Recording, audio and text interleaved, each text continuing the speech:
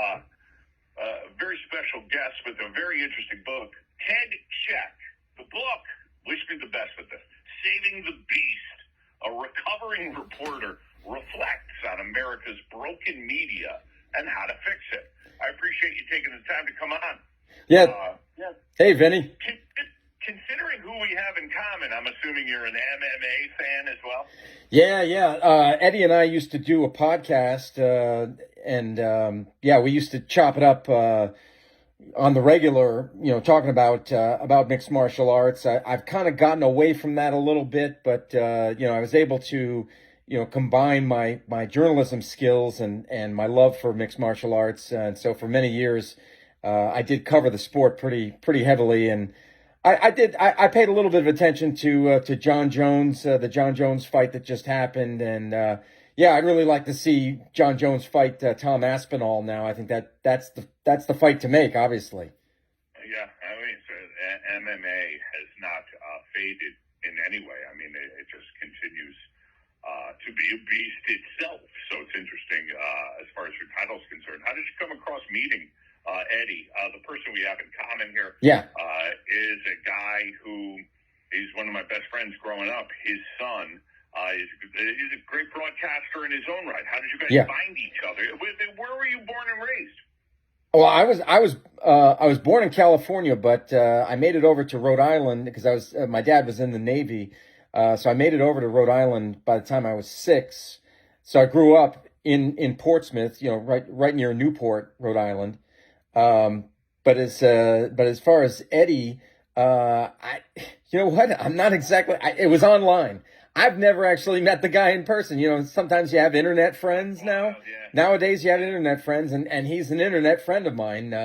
I've never actually met him in person, but we like I said, we've done podcasts together and everything like that. And he's a great guy, and he's very driven, and he's got a lot of skills. He's deep.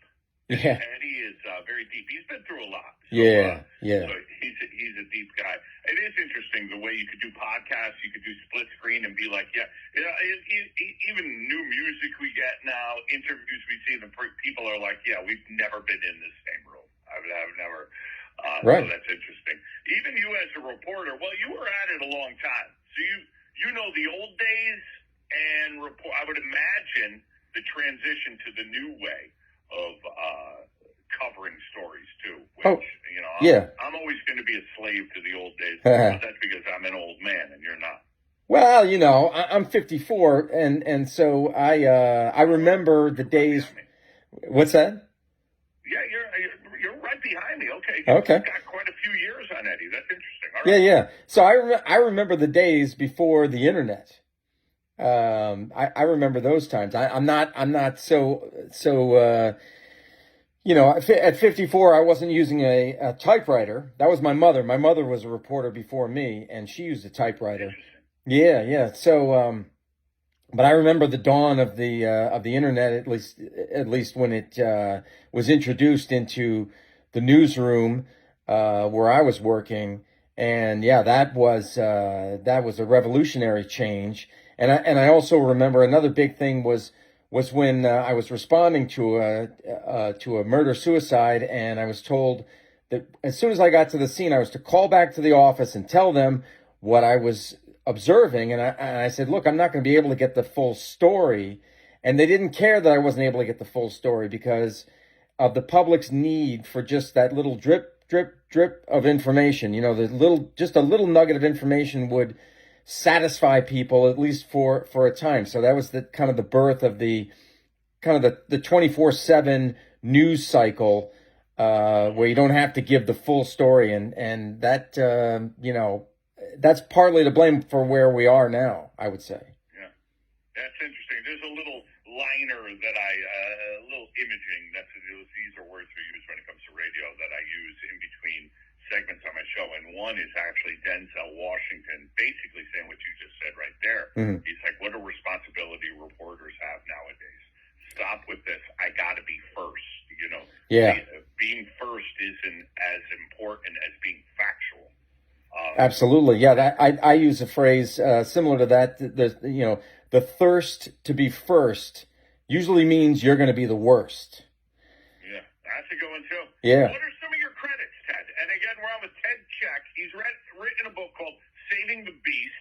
I love it. You know, you're not alone. I've had a lot of former reporters on. Oh, nice. Who use the word recovering. Yeah. They feel like I'm in recovery. Absolutely. It's a local gal who wrote really a powerful book, which I'm sure yours is too, just about how the PTSD she has from the industry and the demand, et cetera. Yeah. And what are some of your credits that some of us may know, some of the publications you've written for?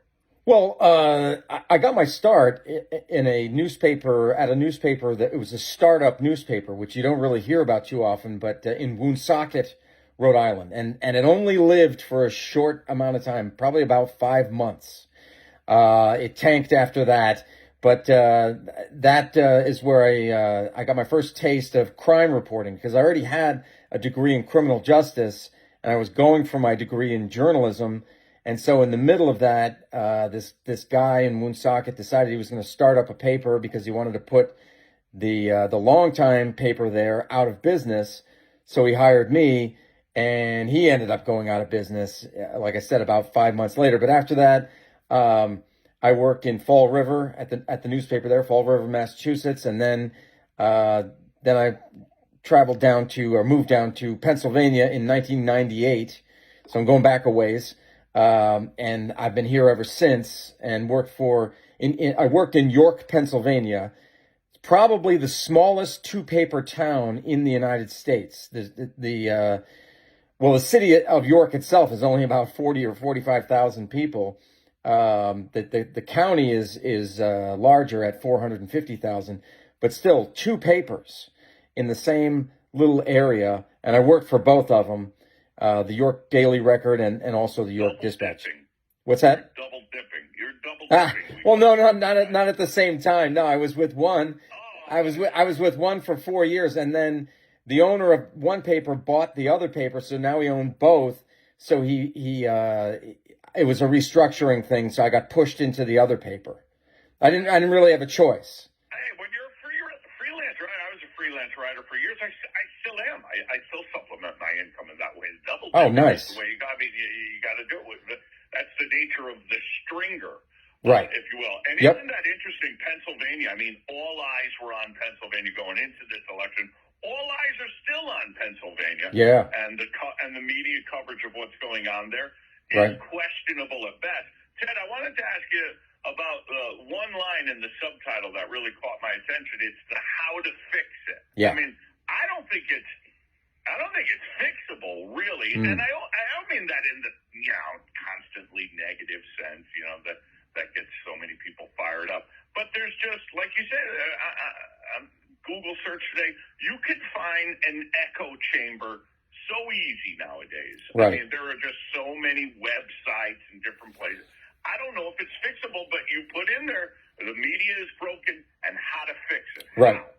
Well, yeah, so that is the third section of the book, because I never like it when somebody complains about something and then they don't offer solutions. So in this book, I draw on my 25 years as a newspaper reporter, and I imagined, like, what if the mainstream media came to me and they said, Ted, how do we fix this thing?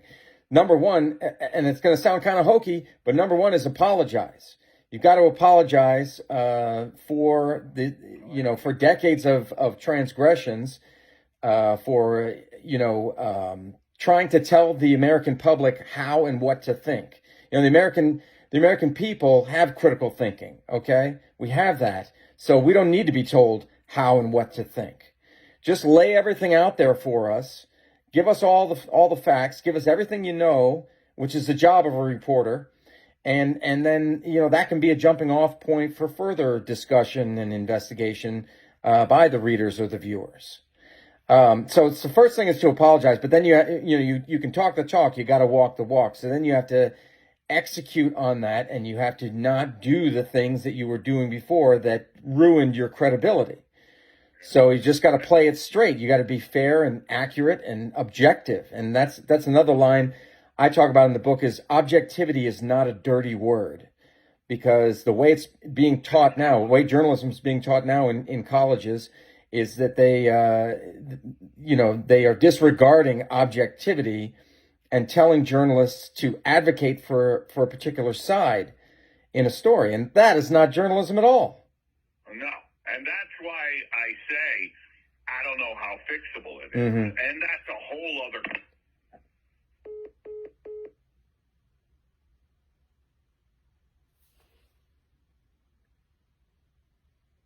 Oh, we lost the call there.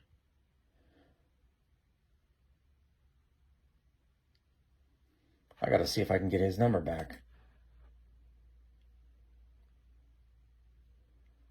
Hold on. He's probably going to move on to something else. It's radio. So, wow. Well, that was a good discussion while it lasted. Let's see here.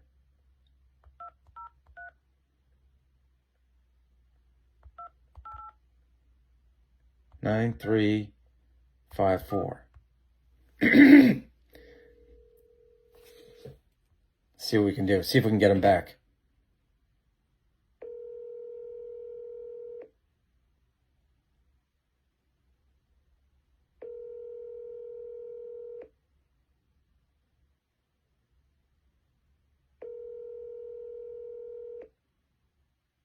That's a pretty decent segment.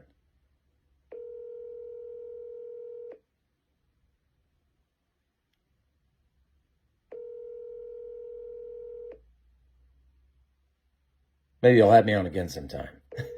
I thought that was good. I thought that was a good discussion.